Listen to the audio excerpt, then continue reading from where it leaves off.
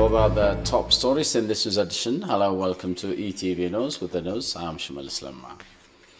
Prime Minister Abiy Ahmed held discussion with leaders of the Tigray interim administration.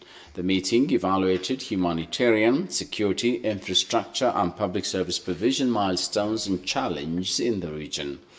The Prime Minister tweeted that critical areas of intervention were identified and directions set for requisite actions.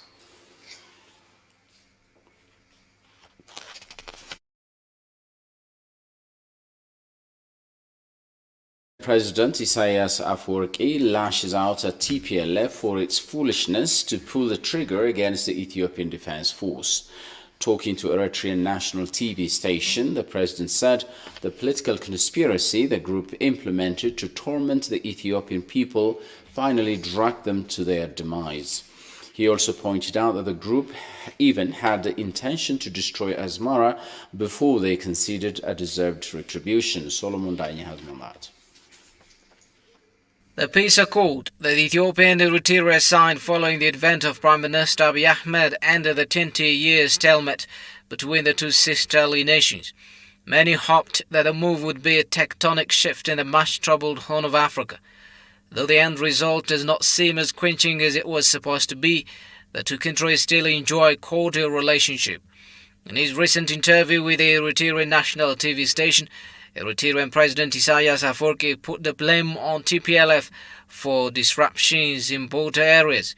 The president also rebukes TPLF's heinous attack against the Ethiopian National Defense Force, which he said was a result of its 30-year-long political conspiracy.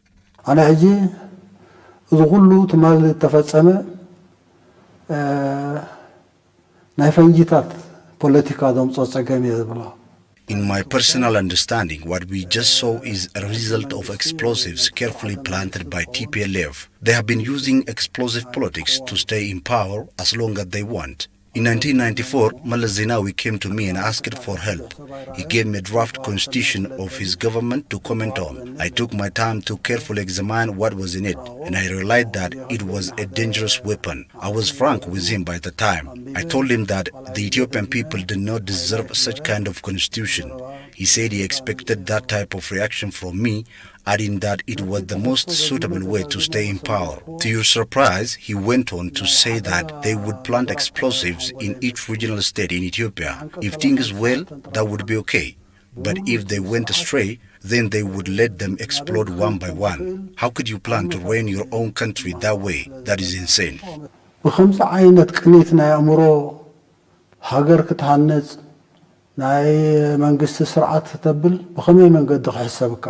Commenting on the recent TPLF attack on the northern command of the Ethiopian Defense Force, Isaias said TPLF planned to impound its former role as government by attacking the Ethiopian army and destroy Asmara even further. But the plan, he said, was a fatal mistake which dragged them to their demise.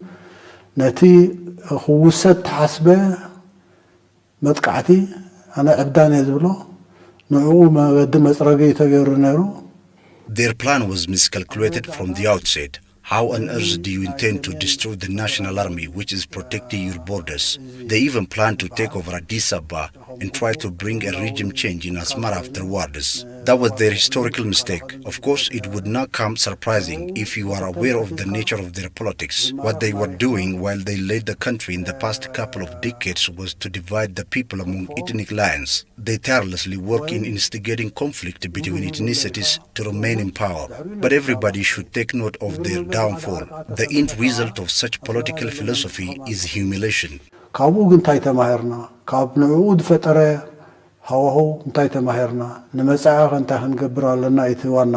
president also underscores that the purging of TPLF will open up a new political horizon in the East African region. A delegation led by Chief of Staff of the Army of South Sudan, General Johnson Juma, arrived in Addis Ababa. Upon arrival at Bole International Airport, a military delegation of South Sudan has been accorded warm welcome from Chief of Staff of Army of the Ethiopian National Defense Force, General Birhanu Jula, and other top military officers. The top army leaders of Ethiopia and South Sudan are expected to discuss military issues during delegation's stay here in Addis Ababa.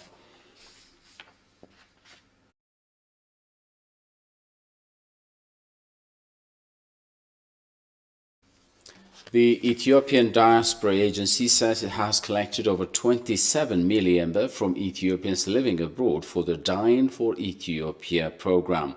This is in addition to the previously raised 400 million baht by the Ethiopian diaspora to lend a hand to the internally displaced people over the past 2 years. Director of the Ethiopian Diaspora Agency told ETV that the diaspora community is in a suitable position to back the ongoing reform in Ethiopia. Alulat Klamaram reports. May 2019 saw the launch of Prime Minister Abiy Ahmed's highly successful Dine for Shagar initiative that mobilized funds for city projects to improve Addis Ababa's tourism potential. Within a year, refurbishment of both Shagar and Intoto parks was complete.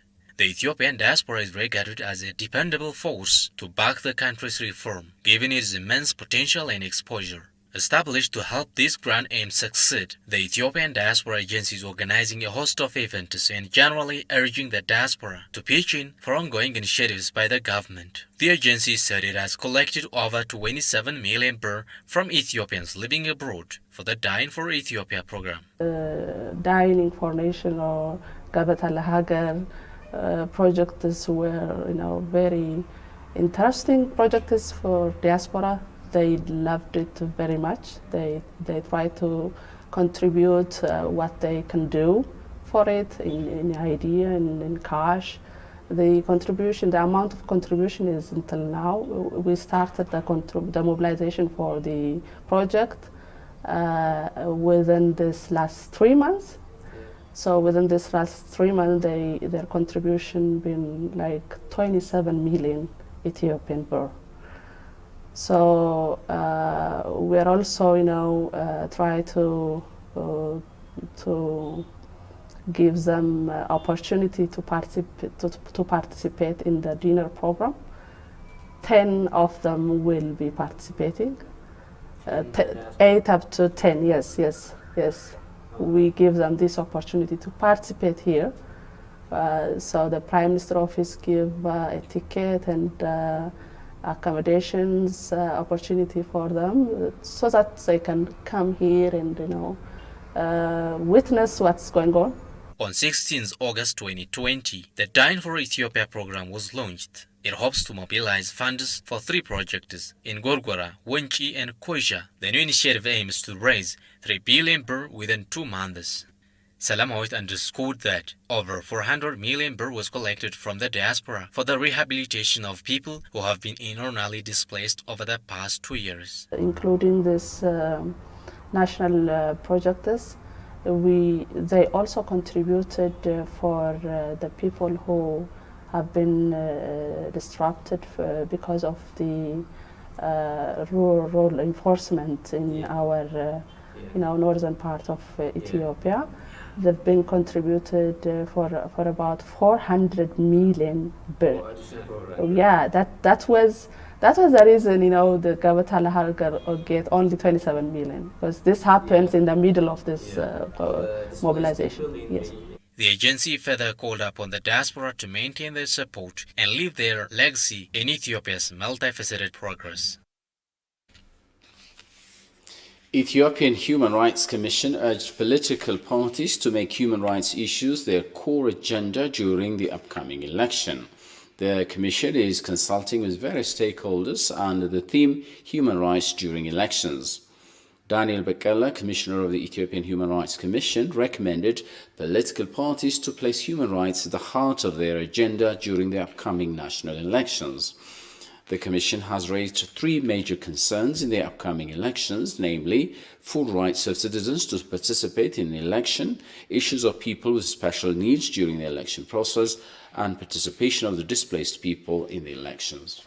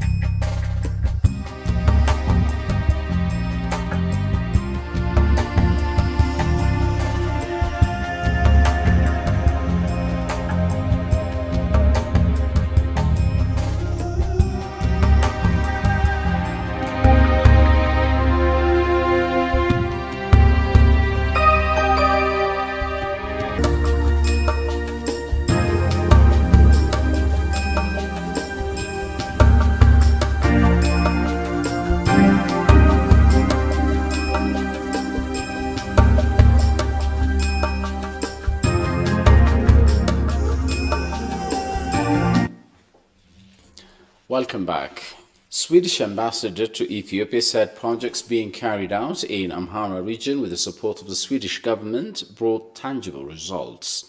The ambassador added significant changes are being registered in the region with the support of the Swedish government. The Swedish government is a long-standing development partner to Ethiopia in areas of integrated safety net programs and others. Ambassador Hans Henrik told that the Swedish government has been working hard to ensure good governance, job creation, women's rights, among others, reaffirming his government's commitment to strengthen its support to the region. As you say, tangible results, the reason and the environment, improvement of agriculture has been quite successful. Meanwhile, UNICEF representative in Amhara region, Worko Berhe, for his part said, the Swedish government is striving to improve lives of many people who are receiving regular aid. In collaboration with UNICEF, we are undertaking integrated safety net development programs in 3 waradas of the Amhara region. The objective of the safety net program is to improve the lives of the people and ensure the benefits of regularly supported societies in education, health, and other social services. The projects being supported by the Swedish government have brought changes.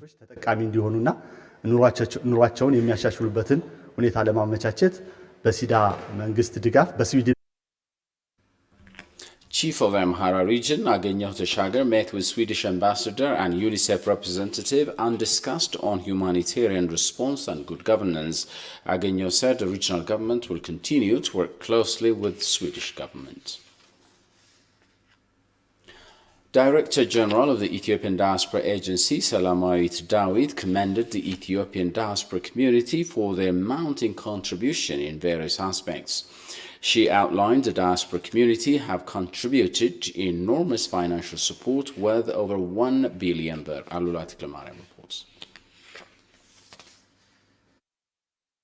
The Ethiopian Diaspora Agency is mandated to facilitate and cement the bond between Ethiopians living abroad in line with the country's national interest. In an exclusive interview with the TV, Director General of the agency, Salamawit Dawit, praised the increasing contribution of Ethiopian diaspora community in Ethiopia's development endeavors. She outlined the diaspora community have contributed enormous financial support worth over 1 billion birr. The diaspora community in Ethiopia, abroad, has been contributing for national development of Ethiopia in general, and also more specifically in particular they've been contributing in national projects of the country. For example, Ethiopian Great Renaissance Dam.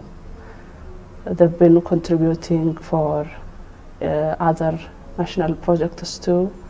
We can mention Gabata al-Hagar and also other national projects.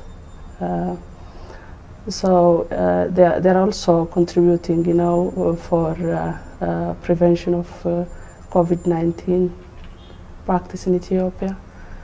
They've been really in these 2 years, especially in these last 2 years, they've been very cooperative, supportive, and standing with Ethiopian nations. So we are so much grateful for what they have been contributing, and it is getting really, it's rising and it's getting high. It's increasing their contribution in national development of Ethiopia. Director General further said that over 800 diaspora investors have already submitted their business plan, of whom 35 companies have already begun operation in the country. They have a proper service now. We did facilitate their investment idea. We advise them, we analyze the project. We tell them the truth, whether this can go well or not, from the very beginning, so that they will not be disappointed later. So now it's getting well, it's getting, we can see the number is increasing. For instance, this year, within these 6 months, more than 900 diaspora has been engaged in trade activities. They get the license and get to the work. And also more than 800 investors has been accepted. We accept their proposals. They submit their proposal and we process it. We do have a connection with all regions. We do have a diaspora coordination office in every region in Ethiopia. Salamawit noted the communication improvements on the long bureaucratic system that have long been facing the diaspora community, citing the importance of having such institutions. Investment in our country, doing business in our country wasn't easy, especially for the diaspora. There wasn't a proper institution that they can talk to, they can get advice, they can get information. That was a basic problem that we did find out while we are starting this institution before 2 years ago. So I think getting information, proper information about what opportunity do Ethiopia has regarding investment and trade, and that was a basic problem.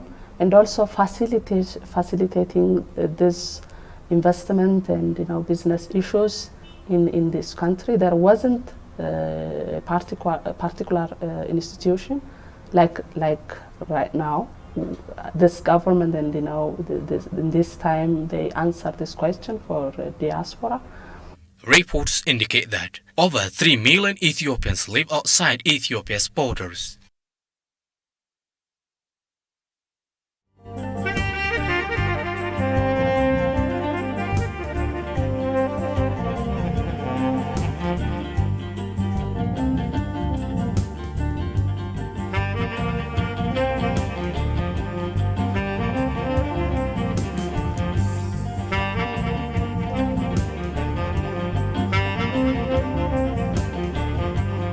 A country without a historical memory is like a person without a head.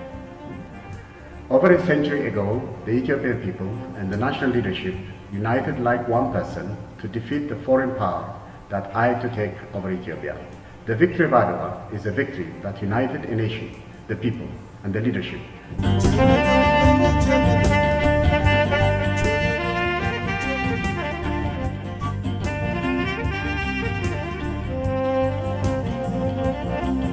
Internally, all the varied groups from Oromia to Eritrea were mobilized and contributed richly to the success of the Adwa victory by all Ethiopians through the depth and breadth of the land. This was not a victory of the leaders or one ethnic group. This was a national victory with a wider African and indeed world significance. It was and remains an exemplary episode in demonstrating what a united people can achieve with the support of the African diaspora and the anti-colonial forces in the West.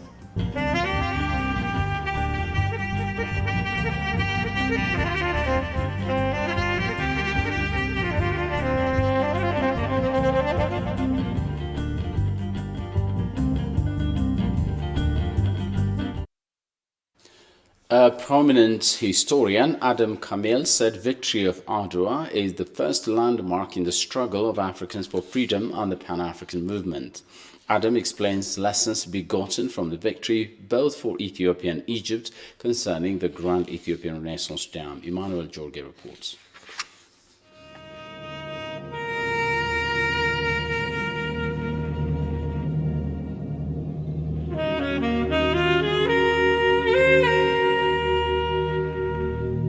የሰው ልጅ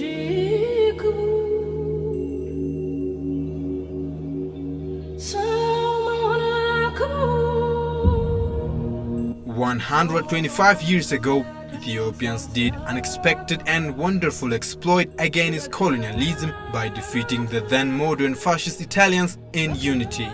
Historian Adam Kamel said that the inception point of struggle to liberate Africa and Pan-African movement is the victory of Adwa. الأفارقة دائما يعتمدون على عدوى، يقول لك هذا بداية التحرر، بداية خذلان للبيض The first struggle to liberate Africa began in the Battle of Adwa. Ethiopia has trained freedom fighters and Pan-Africanists like Nelson Mandela to liberate their country from colonizers. Due to that, Ethiopia played a great role in the Pan-African movement, being called Father of Africa's Liberty. African Union's headquarters is built in Addis Ababa because of all these factors, not incidentally. في العاصمة أديس أبابا لم يأتي من فراغ.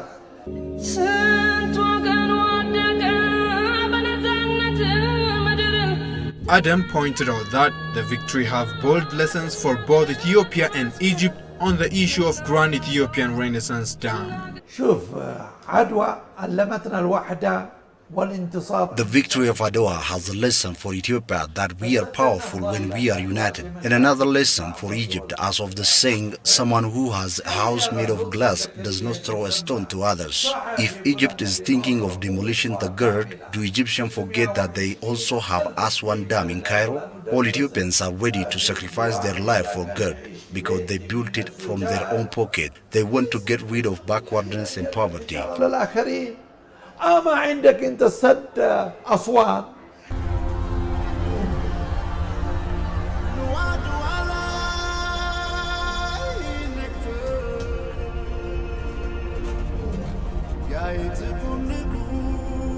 He added that daring to attack Ethiopia while Ethiopia did nothing against them is a transgression against teachings of Islam taught by Prophet Muhammad. ثم أي اعتداء للحبشة هو Thinking to venture Ethiopia is trying to transgress Prophet Muhammad's commandment, saying, do not touch Ethiopians since they do not touch you. Haven't you seen what happened to Muhammad Mursi? He was overthrown from his position within 2 months after he passed 5 wrong decisions about Ethiopia. تأخذوا توصية الرسول صلى الله عليه وسلم لا يتكلم إلا عن طريق الوحي. فإذا تصورات وكل ما قال في الحبشة هي كانت وحيا.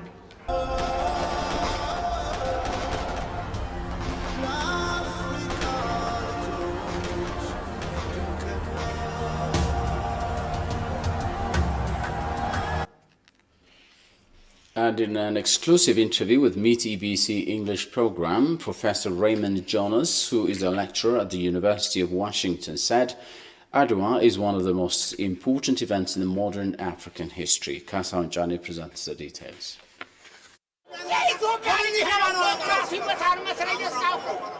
Jonas points out that the African victory at Adwa commenced the crumbling of European dominance of Africa. Ethiopia thus became a source of pride and lineage, often indistinguishable from Africa itself. According to him, the Battle of Adwa in Ethiopia, an African army convincingly struck down the colonizing Italian army in a battle that decisively shaped not only the contours of Ethiopia but also its future and that of the continent. I was just struck by the fact that although the dominant story of the 19th century is the story of European expansion and European colonialism and European empire, and that there was this overwhelming sense of inevitability. And what struck me as important about the Battle of Adwa is that here was an episode that very clearly said that the dominant story was wrong and that it was possible for Africa to have a future different from the future, say, on the North American continent, where Manifest Destiny told a very different story about what the future would look like. And by the 1880s, Europeans are looking at Africa as their equivalent of Manifest Destiny, and they have this idea that Africa is going to be carved up. He said Adwa cast doubt upon Europeans' unshakable certainty that Africans would eventually fall under their rule. At Adwa, why did they not continue the march into Eritrea and drive the Italians out? It's a fair question. It's an important question. There are, I think, good reasons for not doing that. One of them, obviously, is that this is a campaign that had already been underway for months. starting in the fall of the previous year. There are limits to how long you can keep an army on the march, and this is a very long campaign. It's also, on a logistical level, very difficult to sustain an army on the march. You have to feed these people. You have livestock that has to be cared for. These are important practical issues. And then there's the issue of geography, of terrain. Menelik and Taitu knew that as they moved into Eritrea, they would be moving farther and farther away from their lines of communication, that those lines were going to be stretched. And they would be marching with each step closer to positions of Italian strength. They also assumed that after the defeat of the 1st of March, that additional Italian troops would be sent. And they're aware of the possibility that there would be some Italian attempt at revenge or victory, some way to avenge Adwa. For all of these reasons, they decide that they'll take their prisoners, use those privileges of those prisoners as leverage, and return to. Jonas also commended the good leadership of Imperial Menelik in the war.